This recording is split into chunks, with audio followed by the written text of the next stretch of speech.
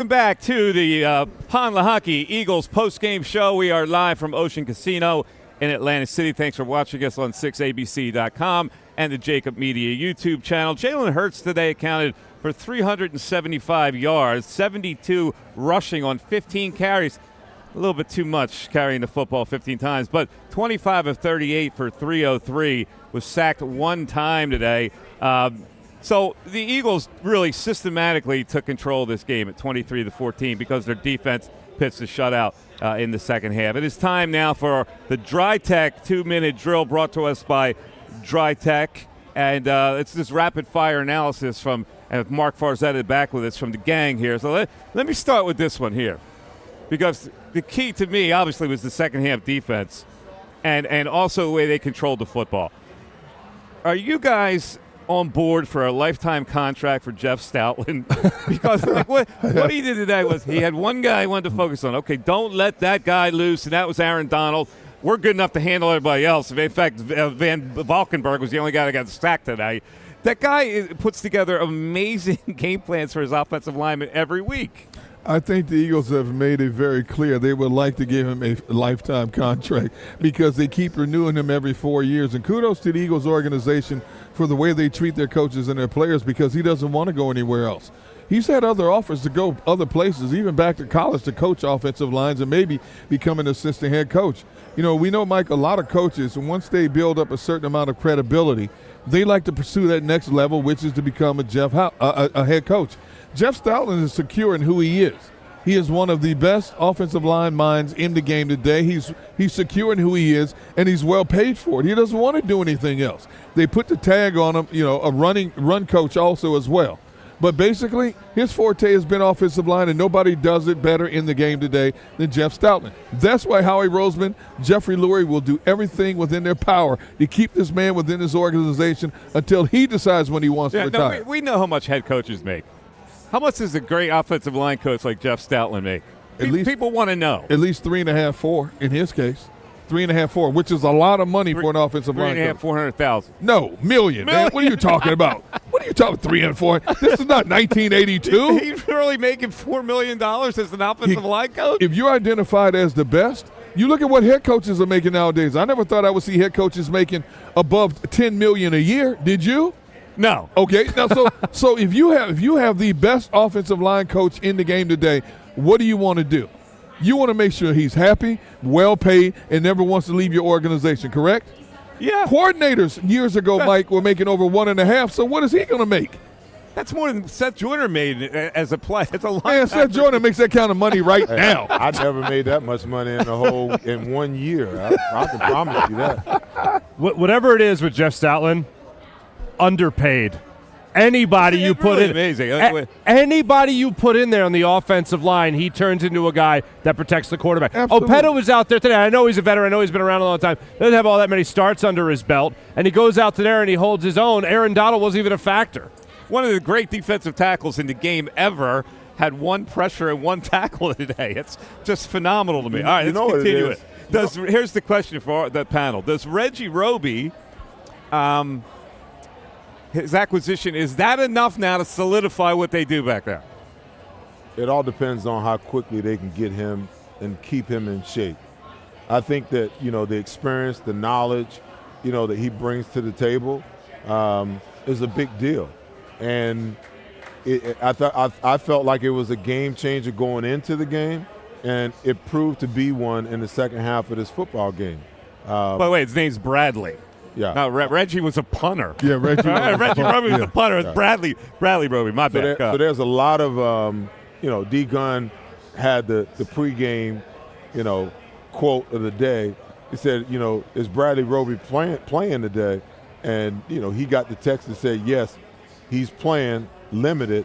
He's out of shape, but he's playing, And they put him on a pitch count, and I thought he did well. Now they got to figure out how to get him in shape so he can play a whole game rather than just a half a game.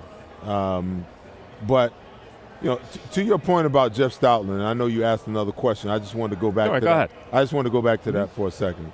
What Jeff Stoutland is he's a bona fide old school coach. And being a coach is not just about the X's and O's of the game, but it's about having the wherewithal and the ability to know how to coach players to do what it is that you ask of them and what you want them to do. So it's one thing to hand a player a playbook or a game plan.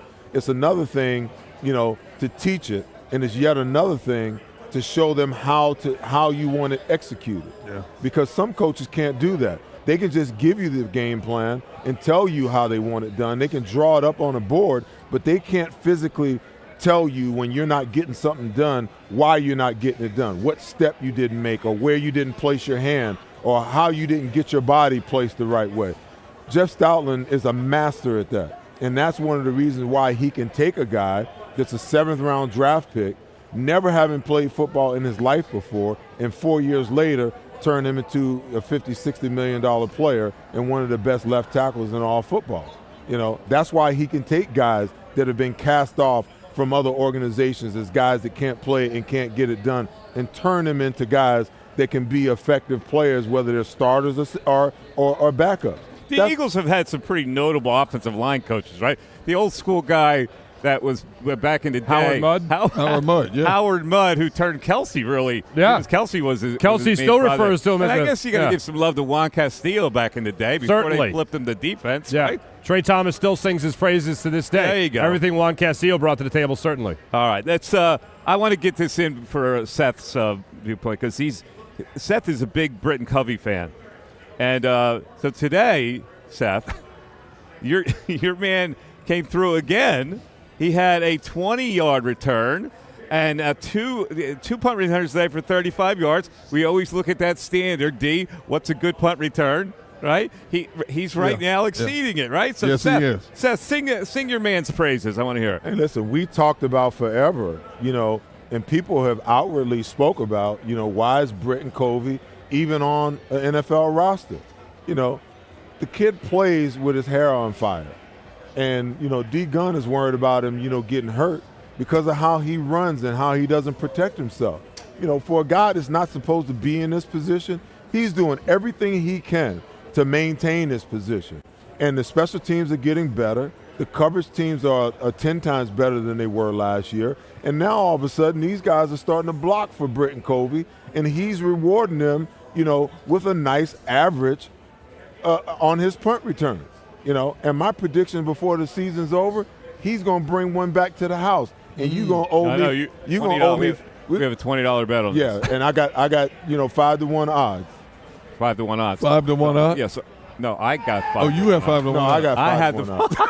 Oh, boy. Let me see the contract. I'm in for a hundo on this. That was a good bet for me. Look, I know I Gave me joke. 5-to-1. Hey, listen, you don't like the guy, so you should give me 5-to-1 odds. It's like the guy. We're afraid he's going to get broken Look, I understand apart. that, but I joke about Deacon, hold Covey. on. What? He says that What? there's no way in the world that Britton Covey's going to score a touchdown. I'm saying that. I didn't say that. I'm saying that he will. Okay. I'm not going that far. So if you believe that much, then you should give me 5-to-1 odds. Look at how he tries to change the bet. 2 weeks ago, he's got his chest out saying, I'll give you 5-to-1, and he scores a touchdown. Now he's Is curdling. that true, Mr. Joyner?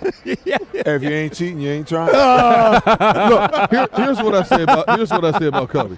I know I joke about him a lot, but here's my concern with him. I think he runs too upright. He doesn't get down to protect his body when the coverage is converging on him, i.e. he took an unnecessary shot, got himself a concussion, missed a game. And he's a smaller guy. You got to learn to protect yourself in situations like that, especially when you don't have a wall of blockers usually in front of you and you have a coverage team that's converging with 4 or 5 guys coming at you from different angles. And I just think he's taking way too many hits. I am not going to say that I do not believe that he could take one to the house this year. I think if the cards are aligned right, I would love to see it. I think that would be his shining moment as a professional football player. I think his story of how he got to the NFL, how he has stayed here is a great story. It's one of those rags to riches type stories. Nobody expected anything of him, and yet here he is for a second year with the Philadelphia Eagles. D-Gun, he's exceeding expectations based upon how long he's been here. That's the first thing. The second thing is he doesn't have the luxury of being protected. Right. He's got to throw caution to the wind because he's not a guy that's shifty, that's got all these moves that can make the first 3 guys miss. Right. He doesn't even have top-end speed. Well, then how's he going to take it to the house? Because without top end speed. Blocking.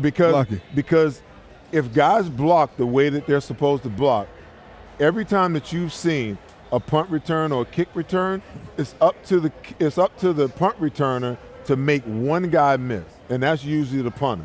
And if he can make the punter or the kickoff guy, if he can make that one guy miss, he's got a shot. If guys are blocking the way that they should be blocking, it's a man on a man. I have nothing but love for Britton Covey. Yeah,